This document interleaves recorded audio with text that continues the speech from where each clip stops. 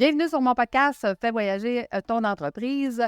Comme tu le sais, dans cette nouvelle saison-ci, nous avons des entrevues avec des personnes extraordinaires de tous les domaines. Cette semaine, on a le grand privilège de recevoir une consultante qui enseigne les styles de personnalité, donc les styles Lodisque. Elle nous en expliquera un petit peu plus pour les gestionnaires et entrepreneurs. Et j'ai nommé Mme Christine Rivet. Fais voyager ton entreprise, le podcast commandité par Voyage Déductible qui organise des voyages, formations en immersion. Si tu aimes le podcast, je t'invite à le partager et à le commenter sur ma chaîne YouTube du podcast Fais voyager ton entreprise. Merci de faire partie de mon univers et c'est parti. Bonjour Christine, comment vas-tu?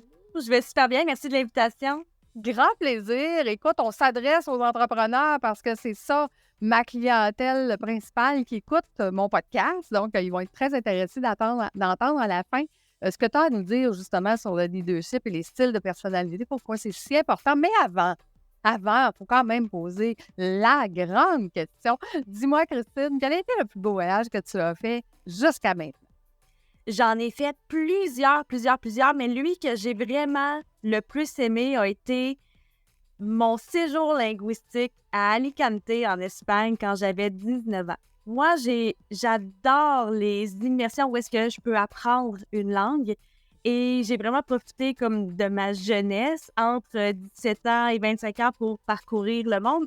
Et après une session de cégep, j'ai vu un poster dans une classe au cégep, puis ça offrait cette immersion-là où est-ce que tu es shippé dans une école dans le pays que tu choisis, puis tu t'en vas apprendre la langue pendant 6 semaines et tu habites chez quelqu'un, un local là-bas. Puis ça a été vraiment mon plus beau voyage à vie. OK. Là, c'était quoi la langue que tu as appris là-bas, là? L'espagnol. Ben, l'espagnol, bien sûr. Donc, ça, c'était-tu ta première expérience ou tu n'avais déjà vécu d'autres? Non, j'en avais déjà vu d'autres. J'avais fait aussi le programme Explore, où est-ce qu'on apprend l'anglais dans une autre province canadienne pendant 5 semaines. Fait que c'était comme la deuxième fois que je partais seule dans une famille pour aller apprendre une langue dans une école. OK. Puis qu'est-ce qui a été spécial, mettons, vu que tu avais déjà vécu une première expérience et que là, tu te retrouves en Espagne, qu'est-ce qui a été spécial dans ce voyage-là, dis-moi?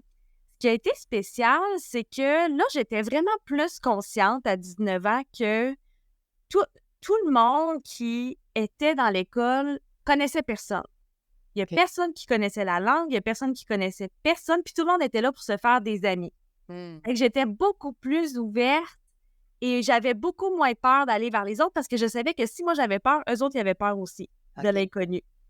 Fait que ça a vraiment été... Puis, en fait, je pense que ce que j'ai vraiment aimé de ce voyage-là, c'est que je l'avais déjà vécu avant et que là, toutes les insécurités que j'avais avant, qui était de ne pas comprendre ce que ma famille me disait, comment je vais faire pour me retrouver, est-ce que je vais me perdre, est-ce que je vais me faire des amis, est-ce que je vais être seule pendant 5 ou 6 semaines? Non, je l'ai déjà vécu avant. Fait que là, je sais que là, j'ai juste à me laisser aller, j'ai juste à le vivre, puis j'ai juste à être moi. Puis ça a été un été incroyable parce que tout le monde était eux. Il n'y a personne qui avait d'intérêt à mettre de masque parce que de toute façon, dans 6 semaines, on ne se voit plus. C'est ça. On sait que c'est temporaire. Exact. Tu sais, j'étais célibataire, je pouvais faire ce que je voulais, j'étais majeure, on pouvait sortir dans les bars. Fait que là, c'était comme ma première expérience de comme je suis vraiment loin de chez nous, je suis majeure, je chante, j'ai un petit summer love sur le côté. Hey, j'en ai vécu des affaires, c'était incroyable. Comme quoi, raconte. Mais non, mais par exemple, j'ai eu un espèce de petit summer love avec un Coréen. Et ça, je prends beaucoup ça comme exemple quand je parle des styles de personnalité parce que tu vas à l'école, tu rencontres un beau jeune homme coréen, puis là, moi, je parle français, ma langue première. Lui, il parle coréen, sa langue première. Et notre langue commune, l'espagnol qu'on est en train d'apprendre ensemble dans la même classe. Comment est-ce qu'on fait pour se comprendre? Oups! Fait que ça a été un beau thrill. Ça a été de la découverte. Puis après ça, tu sais, on s'est pas compris longtemps, là. Hey. Tu sais, c'était juste le temps qu'il laisse sa blonde en Corée pour vivre son petit truc. Puis après ça, on s'est pas compris. Fait que là, après ça, il s'est éloigné, mais il voulait pas me parler parce qu'il savait pas comment.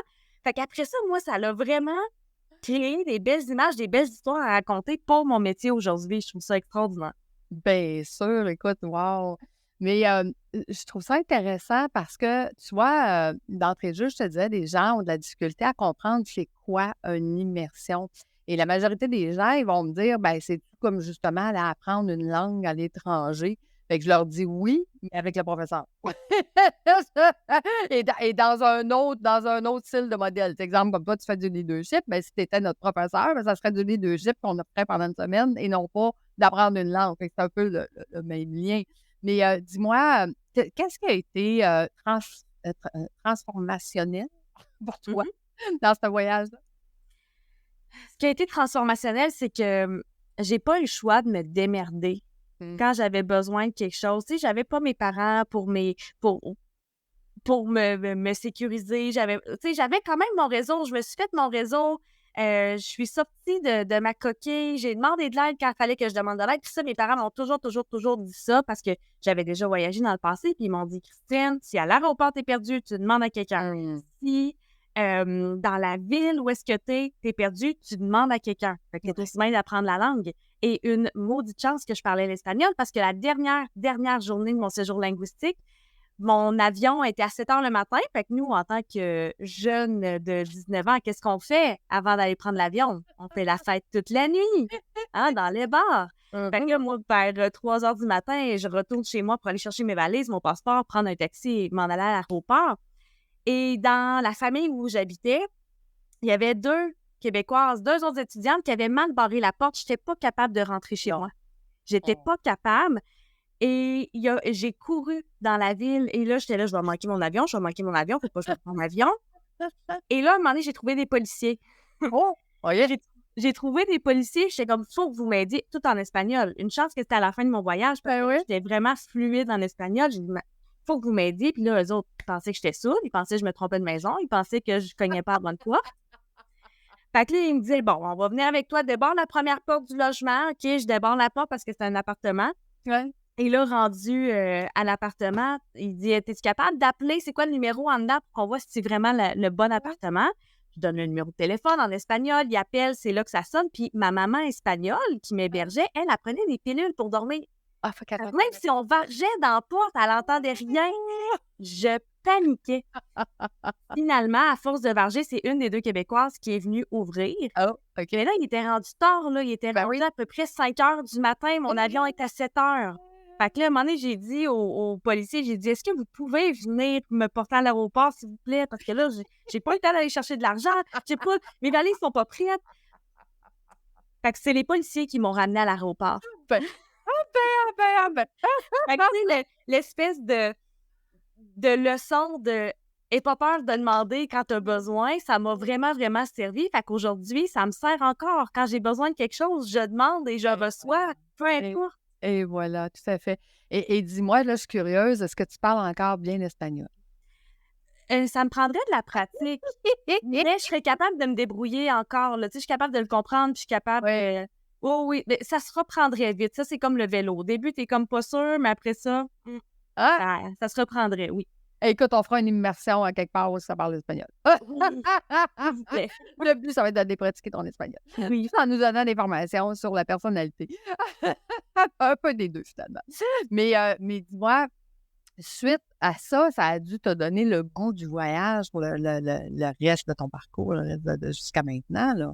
Oui, puis en fait, tu sais, j'avais déjà beaucoup voyagé avant, puis c'est à partir du moment où est-ce que j'ai décidé de commencer à fonder une famille que là, ça, c'est où de partir mon entreprise, que là, ça a comme ralenti un peu les choses, sauf que je me dis que c'est juste temporaire et je sais que dans le moyen-long terme, c'est quelque chose que je veux ramener, le voyage, parce qu'il faut sortir de notre cocon, il faut sortir de notre bulle, il faut aller vivre des choses différentes pour comprendre des choses différentes et penser différemment pour avoir des résultats différents. Fait que c'est sûr que ça va faire partie de mon plan. Il faut sortir de notre cocon. Ben oui, absolument. Puis dis-moi, qu'est-ce qui a fait que tu t'es spécialisée dans les styles de personnalité? C'est que dans une ancienne vie, j'ai fait du marketing de réseau. OK. Et c'était la première formation de développement personnel que je prenais parce que les autres le prenaient. On dit que ça allait m'amener vers le succès. Fait que j'ai dit, Mhm. je vais investir là-dedans. Puis ce OK. qui est drôle, c'est que la première fois que j'ai suivi cette formation-là sur les styles de personnalité 10, je ne l'ai pas fini parce que je voulais quitter mon marketing de réseau.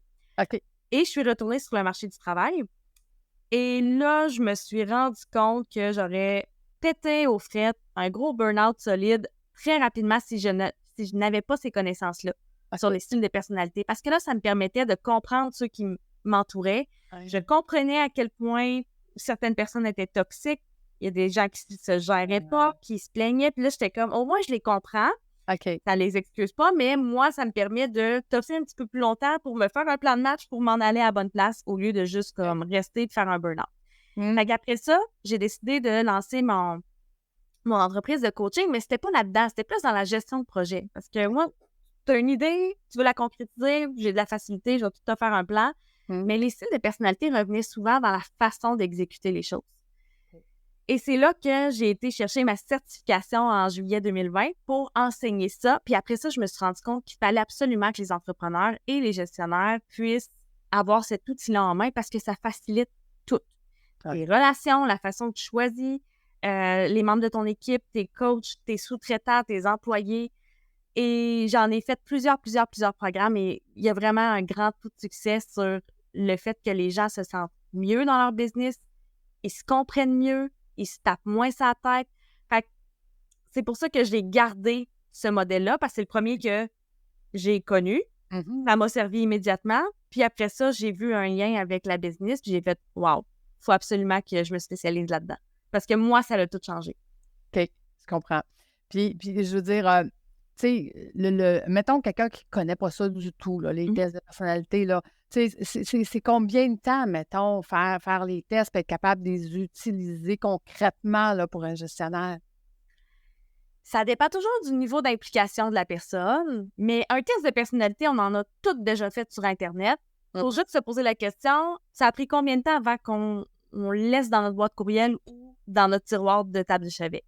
C'est ça, la différence entre ceux qui vont qui vont pouvoir l'appliquer puis ceux qui vont l'oublier. Fait que quand on est conscient qu'on veut utiliser nos forces, on veut utiliser ce qui est facile pour nous, on veut travailler sur nous avec des stratégies de développement, là, on va peut-être plus prendre notre rapport de personnalité au sérieux, puis à la limite, on va aller demander de l'aide. C'est pas long à prendre le disque, c'est pas long à prendre les cultures de personnalité. Hein? Je parle beaucoup de voyage, je parle beaucoup de culture, de tendance, c'est pas long, c'est juste que c'est de faire l'effort de s'introspecter, puis de faire l'effort de comprendre l'autre, puis d'adapter sa communication à l'autre. Ça peut prendre plus de pratique. OK. Et de là, l'importance d'avoir un coach, parce que quand on parle pratique, on parle changement, j'en ai parlé dans un autre podcast dernièrement. Tu sais, les gens s'imaginent c'est 21 jours, mais moi, je dis tout le temps, dans le club du 15 minutes, là, ça leur prend entre 5 et 7 mois s'habituer à faire 15 minutes par jour pour travailler sur leur entreprise. Fait que faire un changement, pas facile, là. Mais c'est comme apprendre l'espagnol. Apprendre l'espagnol, je peux prendre mon dictionnaire puis apprendre une couple de mots par jour. Ouais. Ou je peux aller faire une immersion puis avoir la facilité d'avoir une conversation normale entre amis, entre familles. Ouais. Après ça, je peux apprendre l'espagnol des finances. Je peux apprendre l'espagnol de l'entrepreneuriat, de la business. Il y a plein de sphères. Fait qu'on n'apprend jamais vraiment au complet une langue sans avoir tout vécu dans la vie, ce qui est relativement impossible. C'est pour ça que ça dépend de à quel point tu vas être conscient dans toutes les sphères de ta vie. OK. Donc, dans le fond, le test de personnalité, la façon que tu l'enseignes, c'est vraiment pour venir l'utiliser au fur et à mesure des personnes qui gravitent alentour de nous, puis qui ont dit, je veux juste faciliter ma communication, puis faciliter les échanges, mais en étant conscient que ça part de soi, hein, que ça part pas des autres. Ça. Exactement. Moi, je comprends, puis que je m'adapte, ben c'est ça qui va faire que ça va être plus facile. Okay. C'est comme voyager dans d'autres pays puis pas apprendre leur langue. Oui, c'est ça. Après ça, on va se dire, ils sont pas fins, ils veulent pas me servir mon café. C'est pas ça. C'est qu'ils comprennent pas. C'est la même chose avec les êtres humains. Moi, j'ai mes clients, on va apprendre on va devenir polyglotte des styles de personnalité. Okay. Ça va être facile. Ah oui, tout à fait. Tout à fait. Donc, vraiment intéressant, vraiment intéressant. Puis évidemment que plus notre communication va bien avec les autres et plus on a de leadership. Hein? Absolument. Pour avoir de l'influence, il faut se faire comprendre. Pour se faire comprendre, il faut parler la langue des autres. Ben voilà. Donc, test de personnalité, avant toute chose, ça va nous amener à avoir des meilleures relations, puis des meilleurs business, en fait, puis d'être plus heureux avec soi-même aussi. Parce qu'on s'entend que les relations avec les autres, que ce soit nos employés ou que ce soit même notre famille ou nos enfants, hein, nos ados, ça aussi, ça fait partie des communications qu'on doit améliorer. Qu'est-ce que tu veux? Hein? Absolument. Super. Hey, Christine, vraiment intéressant. Dis-moi, quelqu'un qui serait intéressé justement à en savoir un petit peu plus sur ce que tu fais, puis voir avec toi c'est quoi tu proposes, où est-ce qu'on te retrouve? Vous pouvez me retrouver sur mon site web www.connexionh.com. Connexion H, c'est l'école que j'ai fondée. OK. Ou sur Facebook, si vous écrivez Christine Rivet, vous allez me trouver un peu partout, même sur Google, Christine Rivet, Connexion H, vous allez trouver mon YouTube, mon podcast, mon Instagram, je suis vraiment partout. Excellent. Dis-moi, pourquoi Connexion H? Pour connexion humaine, parce que c'est l'humain avant tout. OK, parfait. Ça a plein de sens. Comme ça, on ne l'oubliera pas. Yes. Pourquoi le H? Pour l'humain. Et tu viens de mentionner que tu as un podcast. Comment il s'appelle ton podcast? Mon podcast s'appelle Vie de Lead Her. Fait que c'est un petit mot, un jeu de mots avec leader, mais pour les femmes qui se gèrent, hein, qui se lead elles-mêmes. Fait que Vie de Lead Her. Fait que pour celles qui sont en business ou en entrepreneuriat, c'est un beau podcast avec plein de contenu pour votre communication, la business, le leadership. Puis même que récemment, moi, je sors d'un congé de maternité. Fait que c'est sûr qu'il va y avoir un petit moment là, de comment j'ai vécu la dernière année en étant entrepreneur.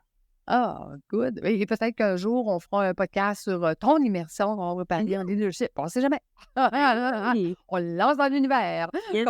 comme on dit. Écoute, un grand merci. Merci d'avoir été avec nous. C'était fort intéressant. Donc, comme vous voyez, le leadership, bien, ça passe par les communications. Les communications passent par les styles de personnalité et c'est la spécialité de Christine. Donc, je vous invite à la retrouver sur ses réseaux ou sur son podcast. Puis, ben moi, vous le savez, hein, si vous écoutez, merci d'être là jusqu'à la fin. Et si vous nous écoutez jusqu'à la fin, ben, ça fait toujours plaisir d'avoir des petits commentaires, des petits likes et de nous dire que vous avez aimé. Mais qu'est-ce que vous avez aimé le plus durant ce podcast? Donc, ça nous fera plaisir, moi et Christine, de vous répondre là, sur vos commentaires. Donc, un grand merci à vous d'avoir été là. Merci, Christine, d'avoir été avec nous. On se donne rendez-vous pour la semaine prochaine. Bye tout le monde!